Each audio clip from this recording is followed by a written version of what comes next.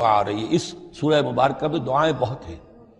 یہ بھی بہت عظیم دعا ہے، اور یہ تو باقاعدہ تلقین کر کے کہا گیا ہے۔ کہیں تو ایسا ہوتا ہے لوگ ایسے دعا کرتے ہیں، یہاں ہے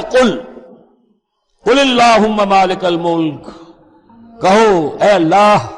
جو تمام بادشاہت کا مالک ہے، مالک الملک ہے، کل ملک اس کے اختیار میں ہے، تؤتی الملک من تشاء، تو حکومت اور اختیار دیتا ہے جس کو چاہتا ہے، وتنزع الملک ممن تشاء، اور سلطنت چھین لیتا ہے جس سے چاہتا ہے، وتعز من تشاء، اور تو عزت دیتا ہے جس کو چاہتا ہے، وتذل من تشاء، اور تو ذلیل کر دیتا ہے جس کو چاہے۔ بیدک الخیر، تیرے ہاتھ میں سب خوبی ہے، اس کے دونوں معنی ہیں، کل خیر خوبی تیرے ہاتھ میں ہے، دوسرے تیرے ہاتھ میں خیر ہی خیر ہے۔ بسا اوقات انسان جسے اپنے لیے شر سمجھ بیٹھتا ہے وہ بھی اس کے لیے خیر ہوتا ہے۔ آسان تحبوا شیئا وہو شر لکم، وآسان تکرہوا شیئا وہو خیر لکم،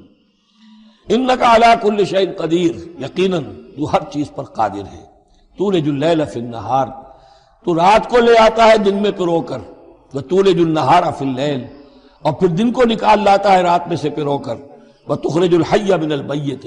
اور تو نکالتا ہے زندہ کو مردہ سے، وتخرج المیت من الحی، اور تو نکالتا ہے مردہ کو زندہ سے۔